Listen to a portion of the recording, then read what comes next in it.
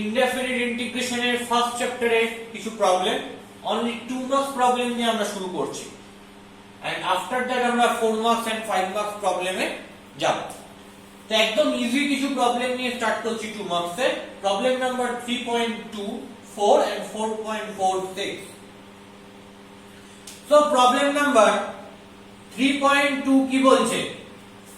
Using the definition of integration find y in terms of x। তাহলে y কে লিখতে হবে x এর টার্মে, তার মানে আমাকে y বার করতে হবে। দেখো ফার্স্ট প্রবলেমটায় দেওয়া রয়েছে dy equal to ax plus b dx। তাহলে এখানে কি অপারেটর দেওয়া রয়েছে? এটা ডিফারেনশিয়াল অপারেটর। এটা কি? এটা differential operator.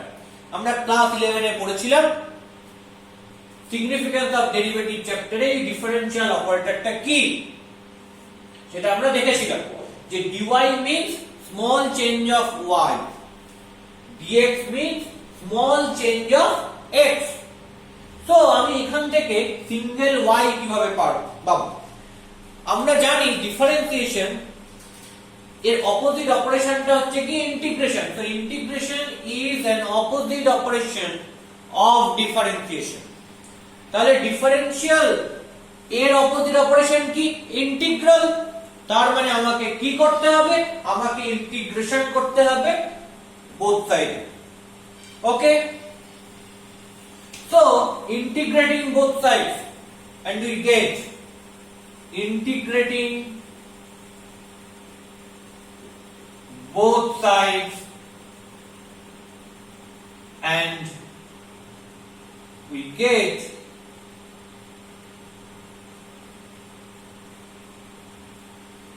integration dy equal to integration ax plus b dx। ওকে, আমরা যখনই এই ইন্টিগ্রেশন সাইন দিয়ে দেব তার মানেই হচ্ছে আমাদের কিন্তু ইন্টিগ্রেশন হয়ে যাচ্ছে। দেখবে বইতে কি করা আছে? ইন্টিগ্রেশন করার পর শেষ স্টেপে গিয়ে প্লাস c দেওয়া রয়েছে এবং লেখা রয়েছে যে c is integrating constant। এটা কিন্তু ঠিক না, এটা কিন্তু পুরোপুরি ভুল। যখনই আমি ইন্টিগ্রেশন সাইন ইউজ করছি তার মানে আমি বলছি যে তখন আমার ইন্টিগ্রেশন করা হয়ে যাচ্ছে, তার মানে এই স্টেপেতেই আমি প্লাস c লিখে দেব, কারণ আমরা এই স্টেপেতে ইন্টিগ্রেশন করে ফেলছি। তাই তোমার মনে প্রশ্ন আসতে পারে এরপর যে স্টেপগুলো হবে যেখানে কিনা ফর্মুলাগুলো অ্যাপ্লাই করব সেগুলো কি? সেগুলো নেসেসারি ক্যালকুলেশন। সেগুলোতে আমরা কি করছি? আমাদের নেসেসারি কিছু ক্যালকুলেশন করছি ইন্টিগ্রেশনের ফর্মুলা অ্যাপ্লাই করে। কিন্তু আসল যে ইন্টিগ্রেশন করা সেইটা কিন্তু যখনই আমি ইন্টিগ্রেশন সাইন দিচ্ছি, মানে ইন্টিগ্রাল সাইন দিচ্ছি, সেই সময় সেই মুহূর্তে করা হয়ে যাচ্ছে। তো এই কনসেপ্টটা ক্লিয়ার করো। ইন্টিগ্রেশন সাইন দেওয়া মানেই সেই স্টেপেতে ইন্টিগ্রেশন কমপ্লিট হয়ে গেল।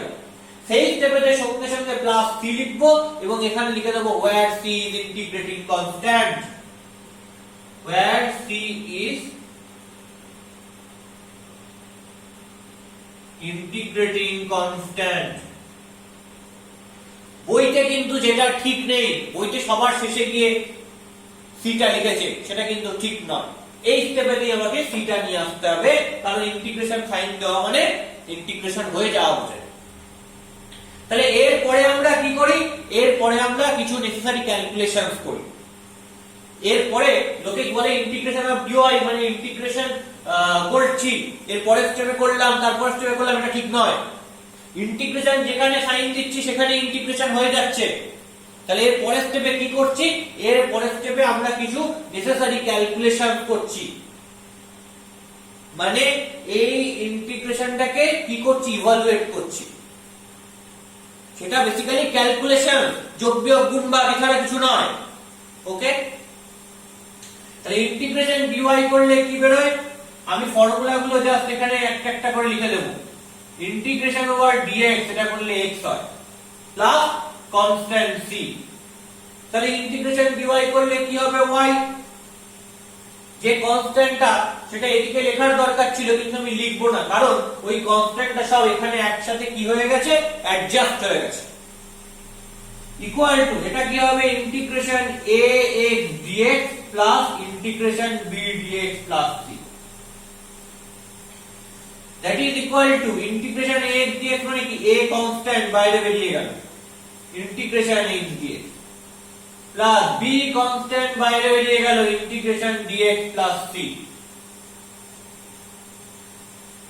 তাহলে a into integration x dx করলে কি হবে, x² 2 প্লাস একটা কনস্ট্যান্ট আছে, ওই কনস্ট্যান্টটা এর সাথে কি হয়ে গেছে, অ্যাডজাস্ট হয়ে গেছে, বা আমি অ্যাডজাস্ট করে নেব, plus b into integration dx মানে x প্লাস আরেকটা কনস্ট্যান্ট আছে, ঠিক, আর এখানে কি রয়েছে, c রয়েছে। তো আমি এই সমস্ত কনস্ট্যান্ট গুলোকে অ্যাডজাস্ট করে নাম দিলাম c1। আমি যদি এখানে কনস্ট্যান্ট লিখতাম, এখানে কনস্ট্যান্ট লিখতাম, এখানে লিখতাম, এখানে লিখতাম, সব জায়গায় যদি আমি কনস্ট্যান্ট লিখতাম, তাহলে কি হতো, আমার ক্যালকুলেশনটা একটু বেশি হতো। তো আমার ক্যালকুলেশনের স্টেপটা কমানোর জন্য আমি কনস্ট্যান্ট গুলোকে এইভাবে নেগলেক্ট করে যেতে পারি, একবারে শেষে কি আমি একটা চেঞ্জ করে কনস্ট্যান্ট লিখে দিতে পারি। তো তোমরা যদি বুঝতে চাও, প্রথমে ইনিশিয়ালি বোঝার সুবিধার জন্য আমি এটা লিখছি, ইন্টিগ্রেশন dy করলে y প্লাস সামথিং একটা c2, এই ইন্টিগ্রেশনটা করার পর এখানে কি পাবো, একটা কনস্ট্যান্ট পাবো c3, প্লাস এই ইন্টিগ্রেশনটা করার পর এখানে একটা কনস্ট্যান্ট পাবো c4, আর দেখো যেমন এখানে c রয়েছে। তাহলে এটাকে কিভাবে লিখবো, a/2x² plus bx plus c3 plus c4 plus c, আর লেফট সাইডে y রয়েছে, c2 টা এদিকে নিয়ে চলে এলাম, so that is this thing. তো এই পুরো জিনিসটাই তো কনস্ট্যান্ট, তাহলে এই পুরো জিনিসটাকে চেঞ্জ করে c1 লিখবো। এখানে যেমন c ইন্টিগ্রেটিং কনস্ট্যান্ট, তেমনি c2 c3 c4 এরাও integrating constant, where c3 c4 and c2 are integrating constant। তাহলে এখান থেকে আমি কি লিখবো, y is equal to a/2x² plus bx plus এই পুরো কনস্ট্যান্টটাকে আমি রিপ্লেস করছি c1 দিয়ে, where c1 equal to c3 plus c4 plus c minus c2, and c1 is, যেহেতু এরা সবাই ইন্টিগ্রেটিং কনস্ট্যান্ট, তাহলে c1 টাও তাই ইন্টিগ্রেশন করেই তো এই কনস্ট্যান্ট গুলো পেয়েছি, and c1 is a constant or integrating constant, whatever, যেটা খুশি লিখতে পারো। এই কনস্ট্যান্টটা মানে এটা ইন্টিগ্রেটিং কনস্ট্যান্ট বোঝায়, কারণ এগুলো সব ইন্টিগ্রেশন করে পেয়েছি। তাহলে এটা হচ্ছে তোমার অ্যানসার। পরিষ্কার বোঝা গেছে? এবার 3.2 একটা ক্লিয়ার হলো। আমি ফার্স্ট টাইম বলে এটাকে ইলাবোরেটলি লিখছি, পরের বার থেকে আমরা এগুলোকে ক্যালকুলেশনটা সিম্পলিফাই করার জন্য যতটা কম লেখা যায় তার চেষ্টা করব। এবং এটাও মাথায় রাখবে, এই যে ইন্টিগ্রেশন যখন করব, সেই ইন্টিগ্রেশন গুলো সব একটা স্টেপে করার চেষ্টা করব, একটা স্টেপে গিয়ে সবার ইন্টিগ্রেশন একসাথে করব, এই জায়গাটাও কিন্তু মাথায় রাখতে হবে। 3.4 কি বলছে দেখা যাক।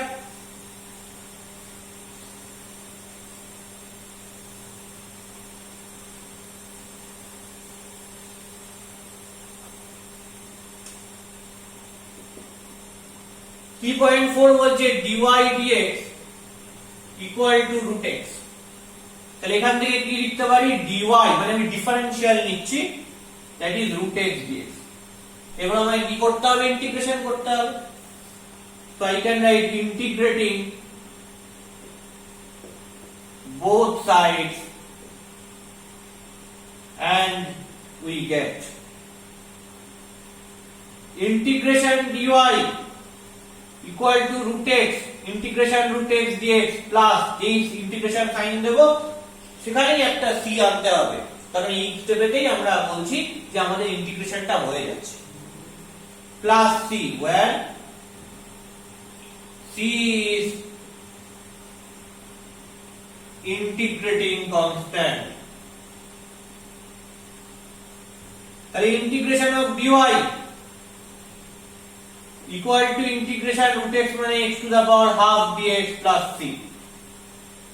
দেখো আমরা কি জানি, integration x to the power n dx এর ফর্মুলা কি? এর ফর্মুলা হচ্ছে x to the power n plus 1 by n plus 1 plus c। মনে রাখতে হবে এখানে কিন্তু n কখনোই -1 হবে না। তাহলে ইন্টিগ্রেশন ওভার dy মানে কি হবে? y equal to integration of x to the power half মানে x to the power half plus 1 by half plus 1 plus c। দেখো এই যখন ইন্টিগ্রেশনটা করছি তাহলে এখানে কি আসছে? একটা কনস্ট্যান্ট আসছে, নাম দিচ্ছি c1। এই যখন ইন্টিগ্রেশনটা করছি এখানে একটা কনস্ট্যান্ট c2 নাম দিচ্ছি, প্লাস এই c টা লিখে দিচ্ছি। ঠিক আছে, আমি সবকটা ইন্টিগ্রেশন ভেঙে ভেঙে করছি। তাহলে এর জন্য c1 এলো, এর জন্য c2 এলো, আর এটা c তো রয়েছে। তাহলে এখানে c1 c2 also integrating constant, where c1 and c2 are also integrating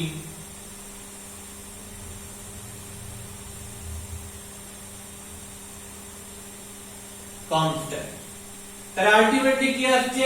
y plus c1 equal to half plus 1 3/2, উল্টে গেলে হবে 2/3 into x to the power 3/2 plus c2 plus c, আর এই c1 টাকে আমি কি করব? একদিকে নিয়ে চলে আসি মাইনাস c1। এটা তাহলে কি হবে? এটা একটা কনস্ট্যান্ট হয়ে যাবে। তাহলে কি আসবে? y equal to 2/3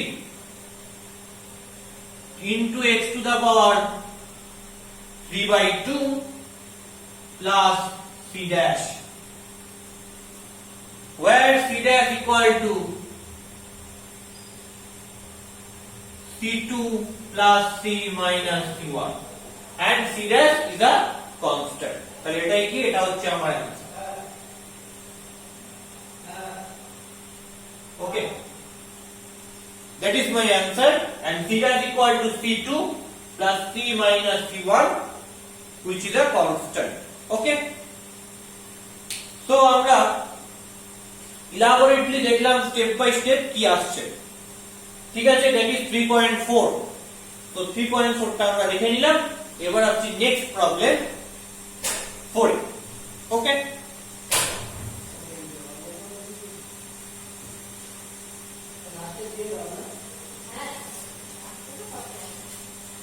পরের প্রবলেম গুলো কি বলছে দেখা যাক।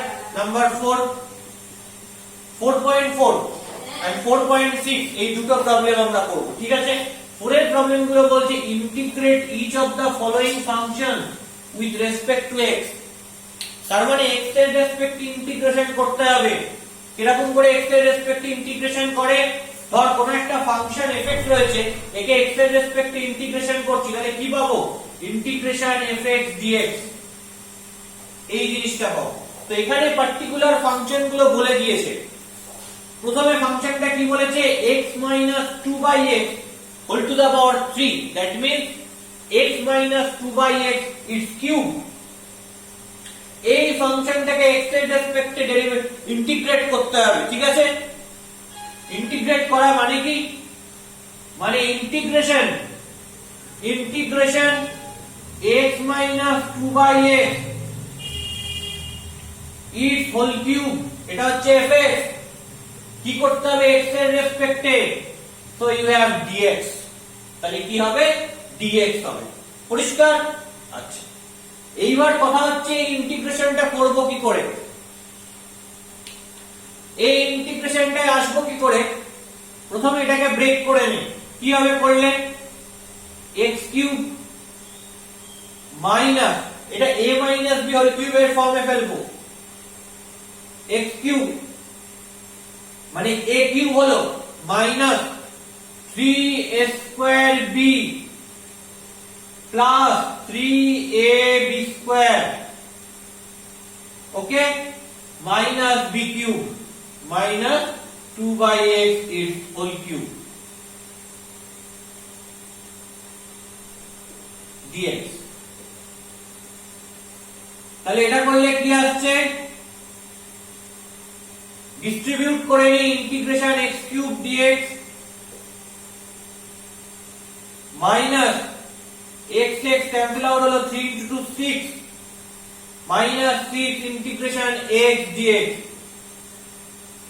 Plus 2 into square 4 into 3 12 integration x by x square করলে কি হবে 1 by x, so dx by x minus 2 cube means 8 integration dx by x cube এইটা আসছে। এবার স্বাভাবিকভাবে একটা প্রশ্ন আসছে যে এখানে এই যে ইন্টিগ্রেশন করছি এর সাথে সাথে কি c দিয়ে দেব, obviously এর সাথে সাথে c দিয়ে দেওয়া উচিত ছিল, কিন্তু আমি যদি এর সাথে সাথে c টা লিখে দিই, এই যে ভেঙে ইন্টিগ্রেশন করেছি এই স্টেপটা মানে স্টেপ বাই স্টেপ ইন্টিগ্রেশন হয়ে গেল, এর সাথে সাথে c লেখা উচিত ছিল, কারণ আমি ইন্টিগ্রেশন সাইন দেওয়া মানেই আমার ইন্টিগ্রেশন হয়ে যাচ্ছে।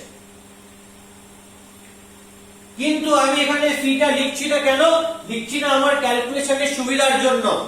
আমি এটা থেকে একটা পাবো, এটা থেকে একটা c পাবো, এটা থেকে একটা c পাবো, এটা থেকে একটা c পাবো, চারটে ডিফারেন্ট c, এখান থেকে c1, এখান থেকে c2, এখান থেকে c3, এখান থেকে c4, তো চারটে ডিফারেন্ট c লিখতে হবে, c1 c2 c3 c4, তারপর সেগুলোকে নিয়ে আরেকটা c লিখতে হবে, এবং আমাকে প্রথমে লিখতে হবে c1 c2 c3 c4 integrating constant, তারপর আবার লিখতে হবে c ইকুয়াল টু সবকটাকে ধরে নিয়ে ইন্টিগ্রেটিং কনস্ট্যান্ট। এতে কি হয়ে যাবে, অঙ্কটারও লেন্থি হয়ে যাবে এবং আমাকে অনেকগুলো c ইউজ করতে হবে এবং সেটাকে আরো বেশি করে লিখতে হবে। তো তাই আমার ক্যালকুলেশনের সুবিধার জন্য, জিনিসটা যাতে সিম্পলিফাই হয় তার জন্য আমি এতগুলো কনস্ট্যান্ট লিখছি না, তার জায়গায় কি লিখবো, তার জায়গায় শেষে একেবারে একটা কনস্ট্যান্ট c লিখে দেব। কিন্তু উচিত ছিল হচ্ছে প্রথমে একটা c লেখা, কারণ ইন্টিগ্রেশন হয়ে যাচ্ছে তাই, এবং তারপর প্রতিটার জন্য c লিখে ওই সবকটা c কে একসাথে ধরে অন্য একটা কনস্ট্যান্ট দিয়ে সেটাকে রিপ্লেস করা। যদি তুমি থিওরিটিক্যালি ভাবো তাহলে সেটাই উচিত ছিল, কিন্তু কেন আমরা এটা করছি না, এখানে আমরা করছি না তার কারণ আমরা এখানে ক্যালকুলেশনটা ইজি করার চেষ্টা করছি। এখানে ইন্টিগ্রেশনটা অনেক ছোট রয়েছে, কিন্তু আমরা পরে দেখবো ইন্টিগ্রেশনটা ধীরে ধীরে অনেক বড় হয়ে যাবে। তো সেই যে বড় ইন্টিগ্রেশন সেগুলো তো ম্যানিপুলেট করা অনেক বেশি কঠিন, তাই জন্য সিম্পলিফাইড রেজাল্ট যাতে বেরোয়, যাতে সিম্পলি আমি জিনিসটা বার করতে পারি, সেই জন্য আমরা এতগুলো কনস্ট্যান্টকে এখান থেকে ধরছি না, আমরা শেষে গিয়ে সবকটা কনস্ট্যান্টের জায়গায় একটাকে লিখে দিচ্ছি। এই জন্য আমি ঠিক বলছি যখন ইন্টিগ্রেশন করা হবে তখন যেন সবকটা ইন্টিগ্রেশন একটা স্টেপেই করা হয়। ধরো আমি এই স্টেপে এর পরের স্টেপে এইটুকু ইন্টিগ্রেশন করলাম, বাকিগুলো রেখে দিলাম, তারপরের স্টেপে আবার এই দুটোকে ইন্টিগ্রেশন করলাম, বাকিটা রেখে দিলাম, আবার তারপরের স্টেপে এটাকে ইন্টিগ্রেশন করলাম। এটা কিন্তু নয়, এটা কিন্তু করা যাবে না, কারণ তাহলে আমাকে কি করতে হবে, ডিফারেন্ট ডিফারেন্ট কনস্ট্যান্ট ধরতে হবে। এখানে ইন্টিগ্রেশন করা মানে বোঝাচ্ছি ইভালুয়েশন করা, তার মানে ক্যালকুলেশন করা, যে ফর্মুলা রয়েছে ফর্মুলা দিয়ে, সেটা করলে হবে না। এই যে ফর্মুলার ক্যালকুলেশন গুলো সবকটা আমি একটা স্টেপেই করব। যতক্ষণ না সবাই সিম্পলিফাইড ফর্মে আসছে, যতক্ষণ না সবাইকে সিম্পলিফাইড ফর্মে করা যাচ্ছে, ততক্ষণ পর্যন্ত কিন্তু আমি কি করব, ততক্ষণ পর্যন্ত কিন্তু আমি কোনো ক্যালকুলেশন বা কোনো ফর্মুলা ইউজে যাব না। যখন দেখব সবাই একই সিম্পলিফাইড ফর্মে চলে এসেছে তখনই ক্যালকুলেশনে যাব, তখনই আমি ফর্মুলাটা ইউজ করব। পরিষ্কার? যেটা বললাম এই ধারণাটা, এই কনসেপ্টটা যেন ক্লিয়ার থাকে।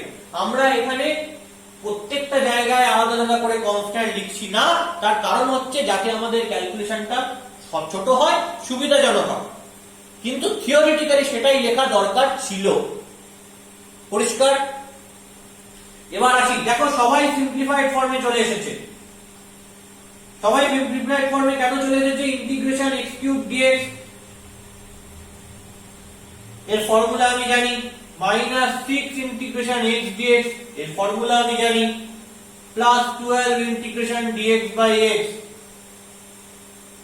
এর ফর্মুলা আমি জানি minus 8 integration x to the power minus 3 dx, এর ফর্মুলা আমি জানি। তাহলে এখানে ইন্টিগ্রেশন dx বাই x এর ফর্মুলাটা লিখে নিই log mod x plus c। তাহলে ইন্টিগ্রেশন x কিউব dx মানে x to the power 3 plus 1 by 3 plus 1 minus 6 integration x dx মানে 1 আছে শুধু, তাহলে 1 plus 1 by 1 plus 1 minus 12 log mod x minus 8 x to the power minus 3 plus 1 by minus 3 plus 1 plus c, একেবারে সবকটার constant adjust করে লিখে দিলাম, where c is integrating constant। তাহলে কি আসছে x to the power 4 by 4 minus 6 into x square by 2 minus 12 into log of mod x minus 3 plus 1 করলে কি হবে minus 2, তো plus 4 x to the power minus 2 plus 3। এই সংক্রান্ত জায়গায় আমি একটা কথা বলে দিই, এই যে ইনডেফিনিট ইন্টিগ্রালের পার্টগুলো করব, মেথড অফ সাবস্টিটিউশন, এই ইনিশিয়াল চ্যাপ্টারটা, বাই পার্ট, স্পেশাল ফর্ম, এগুলোতে কিন্তু এই পার্টিকুলার ইন্টিগ্রেশনটা আমার একটা অ্যানসার বেরোতে পারে, তোমার একটা অ্যানসার বেরোতে পারে। কেন বেরোতে পারে? কারণ যে যে মেথডে করবে, যে যে ফর্মুলাটা ইউজ করবে, সেইভাবে তার অ্যানসার বেরোবে। তাহলে কি দুজনের অ্যানসার ভুল? তাই জন্য অনেক সময় বইয়ের সাথে অ্যানসার মেলে না।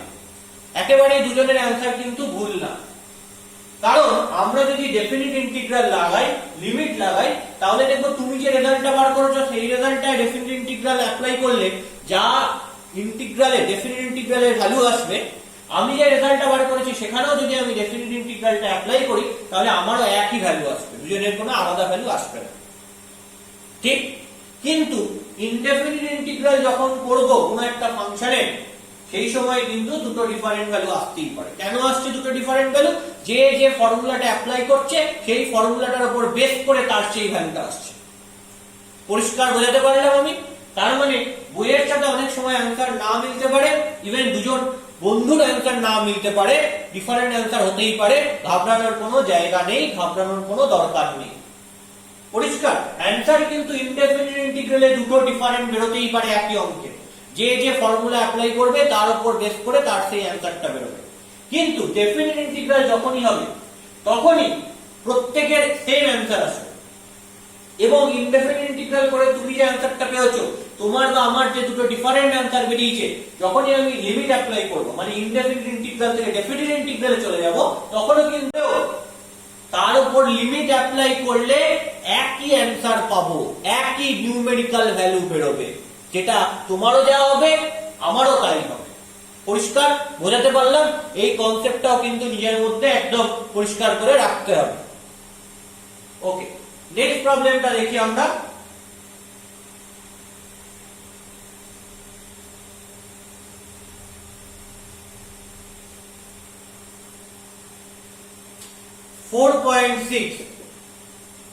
কি বলছে? Integration 1 by root x plus 1 by root x its whole square dx। এটা কি করব? আবার এই হোল স্কয়ারটা সিম্পলিফাই করে নেব। তো 1 by root x এর হোল স্কয়ার করলে x plus 2 into root x into 1 by root x plus 1 by root x এর হোল স্কয়ার করলে 1 by x dx। মাল্টিপ্লাই করি 1 by root x into x করলে x by root x plus root x কেটে গেল, 2 by root x plus 1 by x root x dx। x by root x করলে কি হবে? শুধু root x হবে, plus 2 by root x রয়ে গেল, plus 1 by x into root x রয়ে গেল dx। এবার ডিস্ট্রিবিউট করে নি, root x dx মানে কি x to the power half dx plus 2 into integration x to the power minus half dx plus integration x root x মানে কি x to the power 3/2 তো উপরে চলে গেলে x to the power minus 3/2 dx। এবার একই স্টেপে integrate করব সবাইকে। আমি আগে থেকেই বলেছি আমি যে দুটো কথা বলেছি একই স্টেপে সবাইকে ইন্টিগ্রেট করব, আর দুজনের ডিফারেন্ট অ্যান্সার আসতেই পারে একটা ইনডেফিনিট ইন্টিগ্রালের অঙ্কে। এই দুটো কথা কিন্তু সবাই একবারে ভালো করে মাথায় ঢুকিয়ে নাও। তো কোন ফর্মুলাটা দিয়ে করব? এই ফর্মুলাটা দিয়ে করব, integration x to the power n dx এর ফর্ম। কি হবে? x to the power half plus 1 by half plus 1 plus 2 into x to the power minus half plus 1 by minus half plus 1 plus x to the power minus 3/2 plus 1 by minus 3/2 plus 1 এবং plus c, and c is integrating constant where c is integrating constant। তাহলে ultimately কি আসবে? এটা মানে x to the power half plus 1 মানে x to the power 3/2 by 3/2 plus 1 minus half করলে half হয়, উল্টে গেলে হয়ে যাবে 2 2 into 2 4 x to the power 1 minus half মানে হাফ প্লাস মাইনাস 3/2 প্লাস 1 মানে মাইনাস হাফ, ওটা উল্টে গেলে হয়ে যাবে minus 2 x to the power minus 3/2 plus 1 মানে কি minus half plus c। so কি আসছে 2/3 into x to the power 3/2 plus 4 into x to the power half minus 2 into x to the power minus half plus c, that is answer where c is integrating constant। তো এই হচ্ছে number 4.6 এর answer. ওকে।